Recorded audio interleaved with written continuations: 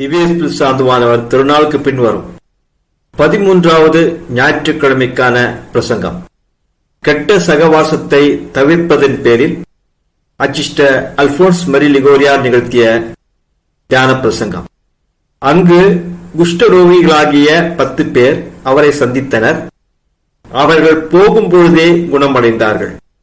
இன்றைய சுசேஷம் ஒரு குறிப்பிட்ட நகரத்தை சேர்ந்த குஷ்டரோகிகளான 10 பேர் நமது ஆண்டவரை சந்தித்ததை பற்றியும் அவர்கள் தங்களுடைய குஷ்டரோகத்தை குணப்படுத்தும்படியாக ஆண்டவரை கெஞ்சி மன்றாடியதையும் விவரிக்கிறது. ஆண்டவர் அவர்களிடம், நீங்கள் போய் தேவாலயத்தில் உங்களை குருக்களிடம் காண்பியுங்கள் என்று கூறி அவர்களை அனுப்பி வைத்தார். ஆனால் அவர்கள் தேவாலயத்தை அடைவதற்குள் குணமடைந்தனர். இப்பொழுது நமக்கு ஒரு கேள்வி எழுகிறது. ஒரு க்ஷண நேரத்தில் அவர்களை குணப்படுத்தக்கூடிய நம் திவ்ய இரட்சகர் ஏன் அவர்கள் குருக்களிடம் போக வேண்டும் என்று ஆசித்தார்? அதன்பின் ஏன் அவர்களை வழியிலேயே குணப்படுத்தினார்?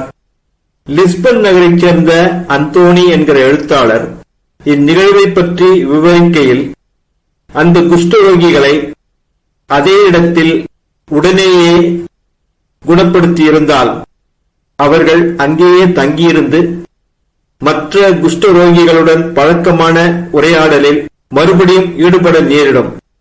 அச்சமயம் மறுபடியும் யாரிடமிருந்து அவர்களுக்கு குஷ்டரோகம் பிடித்திருந்ததோ அவர்களிடமிருந்தே மறுபடியும் மிக எளிதில் இவர்களுக்கு தொற்றிக்கொள்ள நேரிடும் என்பதை அறிந்திருந்ததால் நமது ஆண்டவர் அவர்களை உடனடியாக அந்த இடத்தை விட்டு அப்புறப்படுத்துகிறார்.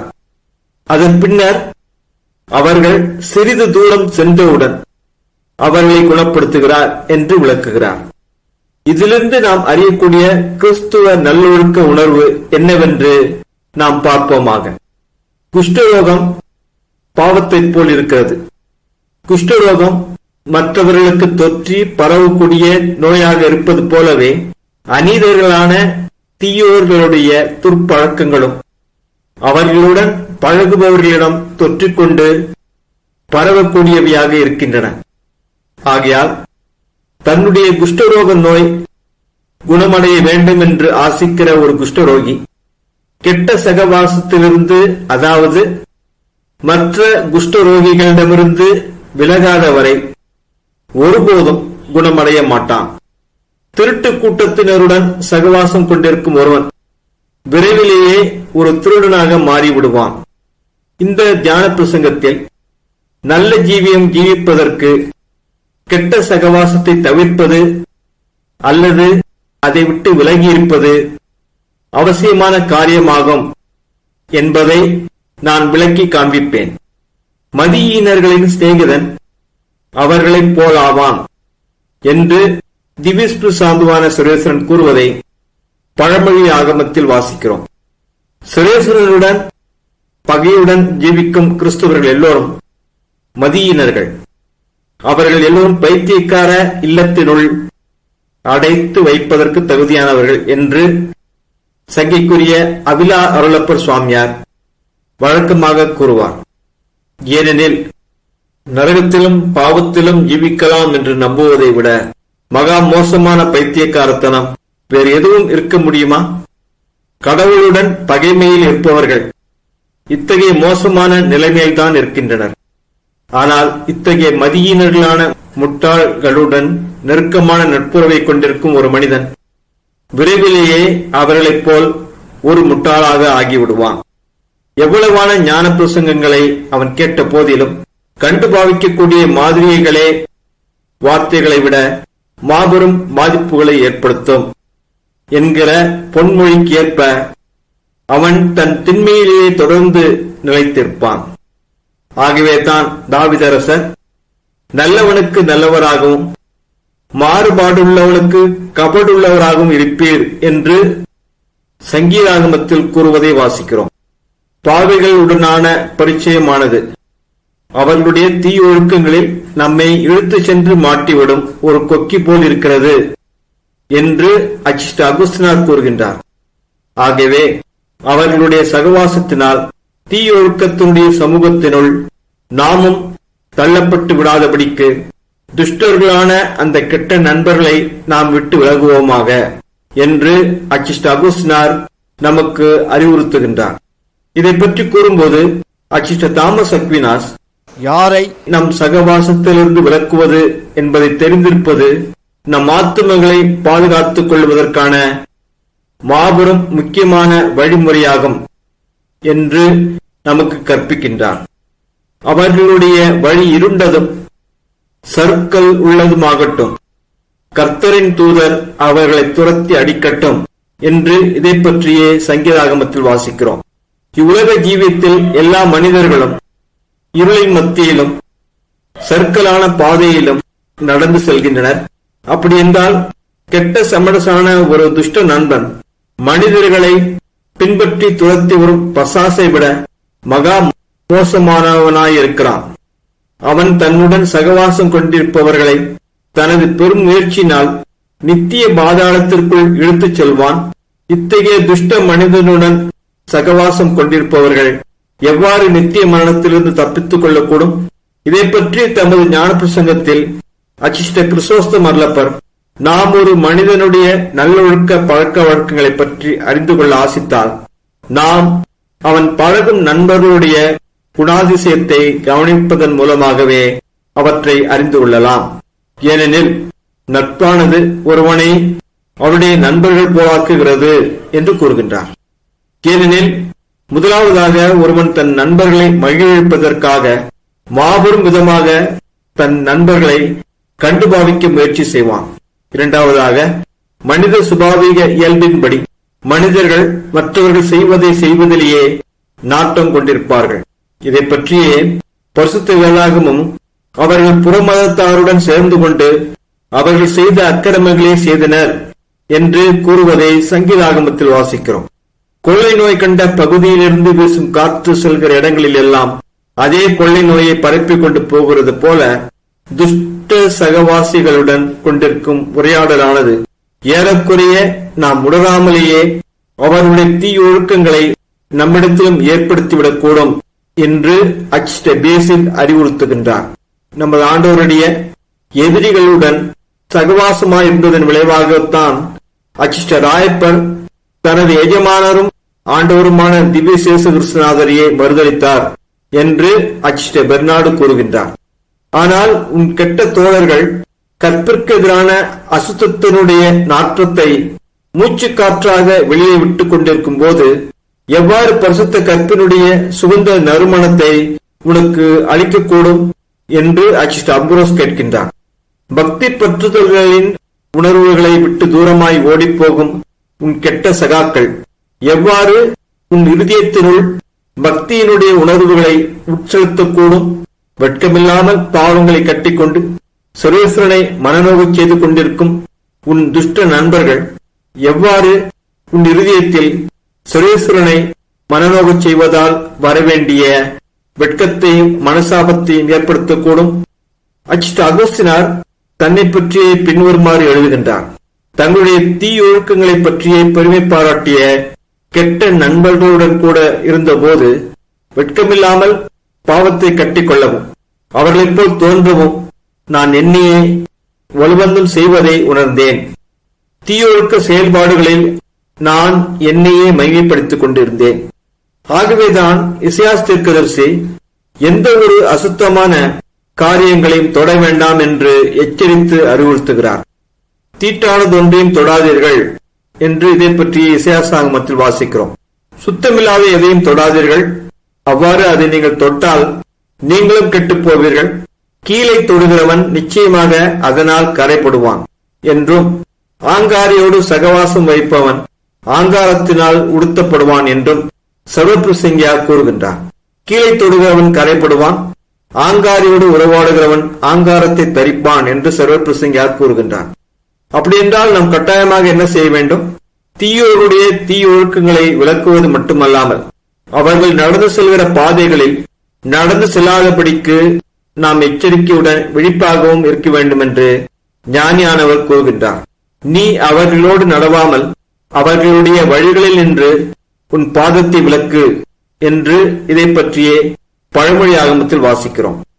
அதாவது அவர்களுடைய சகல உரையாடல்களிலிருந்தும் சொற்பொழிவுகளிலிருந்தும் அவருடைய திருநாள் கொண்டாட்டங்களிலிருந்தும் தங்கள் வலைகளில் நம்மை சிக்க வைப்பதற்காக அவர்கள் நம்மை மயங்கச் செய்யும் சில காரியங்களில் இருந்தும் நாம் கட்டாயமாக விலகி இருக்க வேண்டும்.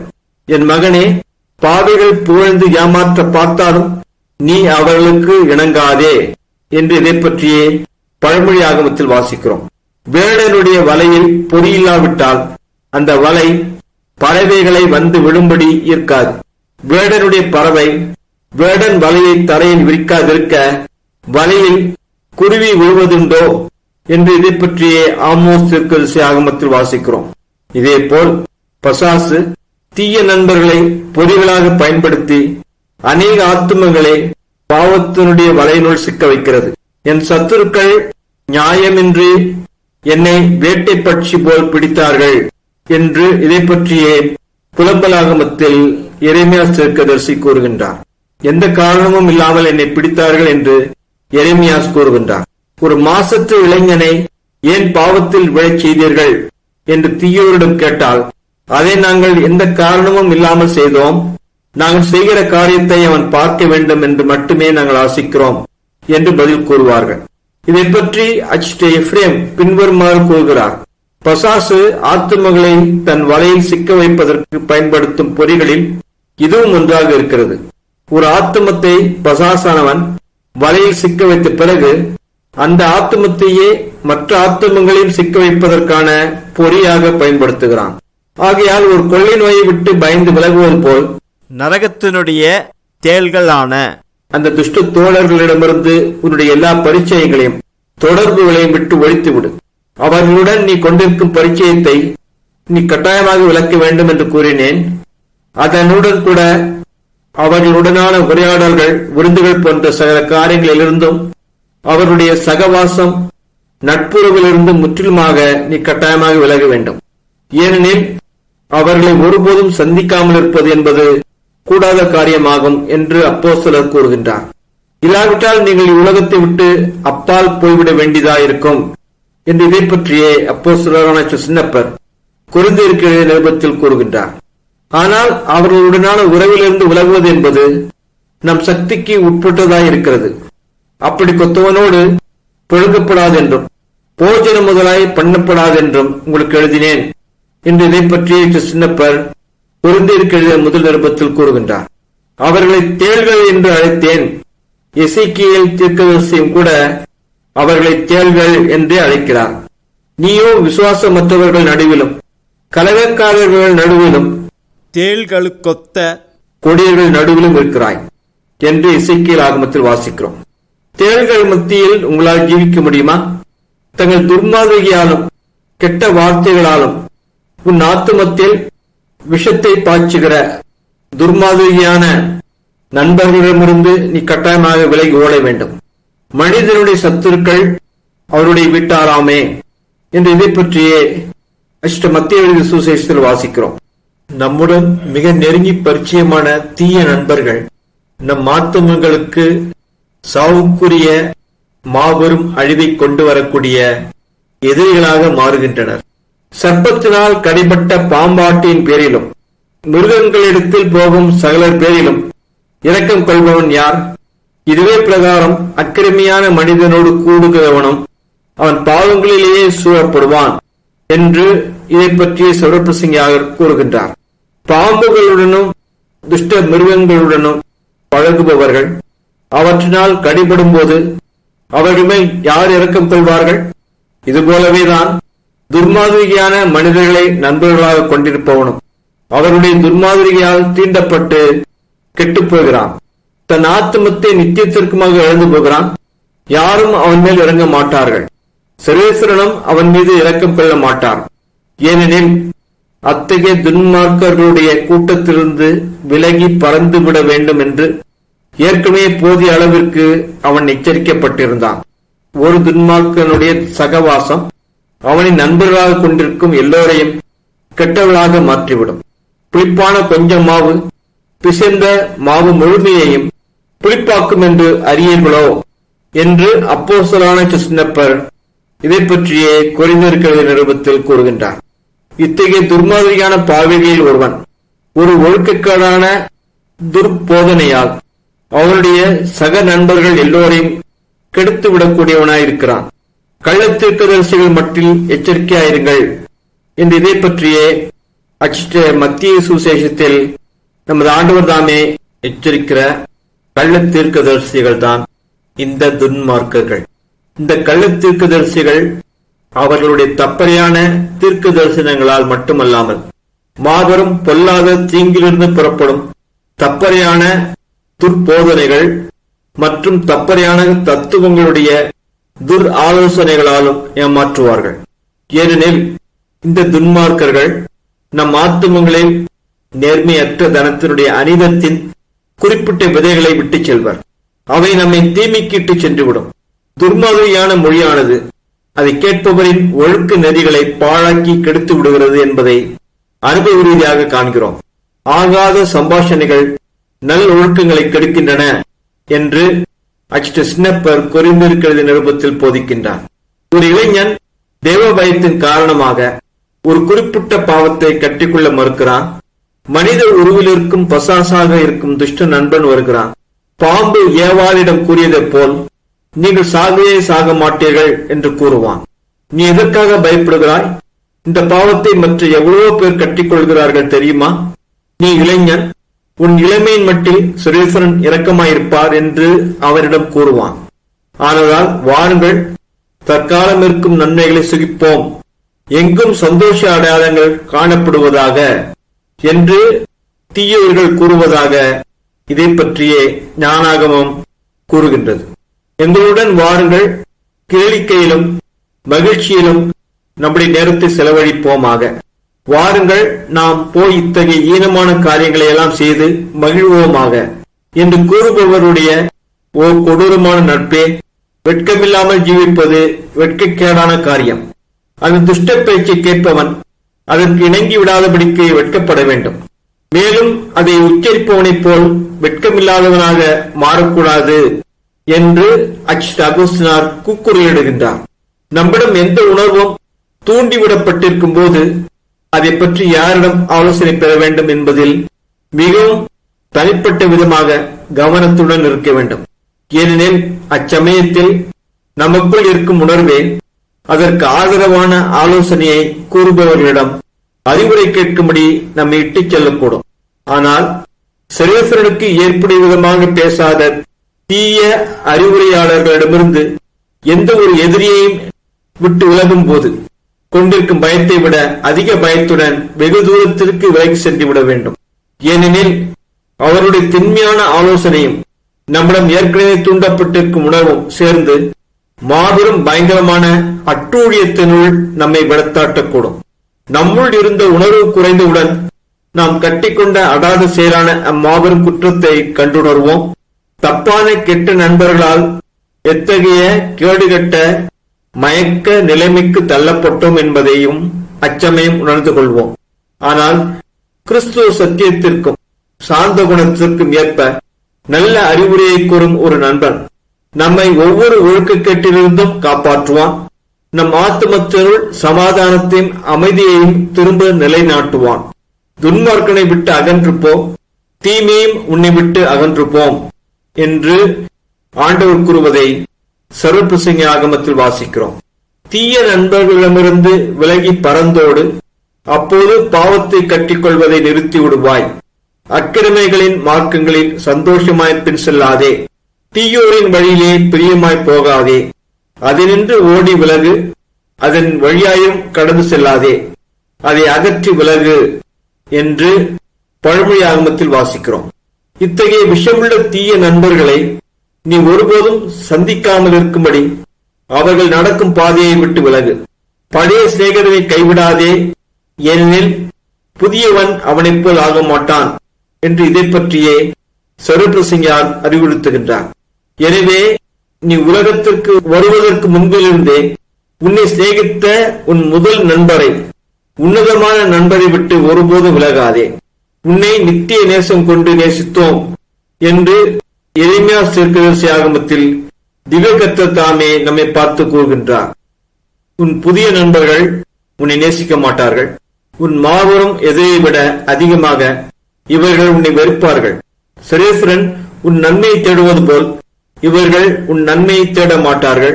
ஆனால் இவர்கள் தங்களுடைய சொந்த இன்பங்களையும் தங்களுடைய திண்மையினுடையும் நித்திய கட்டின் அழிவினுடையும் சகவாசிகளை கொண்டிருப்பதன் பேரில் உள்ள திருப்தியையும் தேடுவார்கள். அத்தகைய தீய நண்பனை விட்டு விலகுவதை பற்றி ஒருவேளை நீ இவ்வாறு சொல்லக்கூடும், நான் நலமாயிருக்க வேண்டும் என்பதின் பேரில் அக்கறை கொண்டிருக்கிற நண்பனை விட்டு விலகுவதில் நான் முரண்பாடு கொண்டிருக்கிறேன். அவருடைய நட்பை முறியடிப்பது என்பது நன்றி கெட்ட செயலாகும். ஆனால் நலமாயிருப்பது என்றால் என்ன? நன்றி கெட்டத்தனம் என்றால் என்ன? சுரேசன் மட்டுமே உன் நலனை ஆசிக்கிறார், ஏனெனில் அவர் உன் நித்திய ரட்சணத்தை ஆசிக்கிறார். உன் நண்பனோ உன் நித்திய கேட்டையே ஆசிக்கிறான். நீ அவனை பின்பற்றி நடக்க வேண்டும் என்று அவன் விரும்புகிறான். ஆனால் நீ நித்திய கேட்டில் விழுவதை பற்றி அவன் அக்கறை கொள்கிறதில்லை. உன்னை நரகத்திற்கு இட்டுச் செல்லக்கூடிய நண்பனை புறக்கணிப்பது நன்றி கெட்டத்தனம் ஆகாது. ஆனால் உன்னை சிருஷ்டித்தவரும் உனக்காக சிலுவை மறித்தவரும் உன் நித்திய ரட்சணத்தை ஆசிக்கிறவருமான சுரேசனை புறக்கணிப்பதுதான் உண்மையில் மாபெரும் நன்றி கெட்டத்தனமாயிருக்கிறது. இந்த துஷ்ட நண்பர்களின் உரையாடலை விட்டு பறந்தோடு, உன் செவிகளை முட்களால் அடைத்துவிடு, துர்நாக்கை கேளாதே என்று இதை பற்றியே சர்வபிரசிங்கார் அறிவுறுத்துகின்றார். இத்தகைய துன்மார்க்கர்களின் மொழியை கேட்பதின் மட்டில் விழிப்பாயிரு. அவருடைய வார்த்தைகள் உங்களை நித்திய கட்டின் அழிவிற்கு இட்டுச் சென்றுவிடும். அவர்கள் பேசுவதை நீ கேட்க நேரிடும் போது முட்களால் உன்னையே பாதுகாத்துக்கொள். அவருடைய தீங்கை பற்றி அவர்களை கடிந்து கொள்வதுடன் கூட அவர்களை மனந்திருப்பும் நோக்கத்துடன் கண்டித்து புத்திமதி கூறி அவர்களை திருத்து என்று அச்சிஷ்ட அகுஸ்தினார் அறிவுறுத்துகின்றார். சங்கைக்குரிய சபாட்டினோ என்கிற சுவாமியார் தனது சுசேஷ போதகத்தினுடைய ஒளி என்கிற நூலில் குறிப்பிடும் ஒரு பயங்கரமான உண்மை சம்பவத்தில் ஒரு கெட்ட நண்பனால் ஏற்படும் தீமையை பற்றி அறிந்து கொள். துஷ்ட சகவாசத்திலிருந்த 2 நண்பர்களில் ஒருவன் ஒரு நாள் மற்றவனை மகிழ்விப்பதற்காக ஒரு பாவத்தை கட்டி கொண்டான்.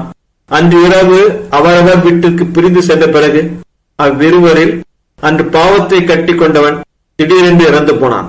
அவன் இறந்ததை அறியாத மற்றவன் தூங்கிய போது உறக்கத்தில் அவனை பார்த்தான். வழக்கம் போல் அவனை அரவணைக்க சென்ற போது அவன் நெருப்பினால் சூழப்பட்டிருப்பதைக் கண்டு திடுக்கிட்டான். இறந்தவன் தன்னை கடிந்து கொள்வதையும் தனக்கு எதிராக தூஷிப்பதையும் கண்டு அலறினான். இறந்தவன் தான் அடைந்த நித்திய கேட்டிற்கு காரணமாயிருந்ததற்காக நண்பனை கடிந்து அவனை சபித்தான். தூக்கத்திலிருந்து விழித்தெழுந்தவன் தன் கெட்ட நடத்தையை விட்டு விலகி நல்ல உத்தம பாதையில் ஜீவிக்கலானான். ஆனால் அவனுடைய நிர்பாக்கிய நண்பனோ நித்திய கேட்டில் விழுந்தான். இந்த நித்திய கேட்டின் அழிவிற்கு அந்த எந்த ஒரு மாற்று மருந்தும் தீர்வும் நித்திய காலத்திற்கும் கிடையாது. ஓ மகா பரிசுத்த பரலோக பூலோகராக்கினியே, நித்திய கேட்டிற்கு இட்டுச் செல்லக்கூடிய இத்தகைய துன்மார்க்கர்களின் சகவாசத்திலிருந்து எங்களை பாதுகாத்தரலாம். ஓ மகா பரிசுத்த தேவமாதாவே, என்மேல் இவ்வளவான சிநேகமும் இரக்கமுள்ள தேவரீரிடம் சோதனை வேளைகளில் நான் எப்போதும் உதவி தேடி ஓடி வர தேவையான நல்ல மனதையும் ஆண்டவரை தினமும் அதிகமாக நேசிக்கவும் தேவரீர் பேரில் உத்தமமான பக்தியை கொண்டிருக்கவும் நல்ல பாவ சிங்கத்தினும் அடிக்கடி செய்யவும் தேவையான தேவ வரப்பிரசாதத்தை அருளவும் வேண்டும் என்று மன்றாடுகிறேன். ஆமேன். அச்சிட்ட அல்போன்ஸ் மரி லிகோரியாரே எங்களுக்காக வேண்டிக் கொள்ளும். அச்சிட்ட அமர்ப்போ மாமரியே வாழ்க.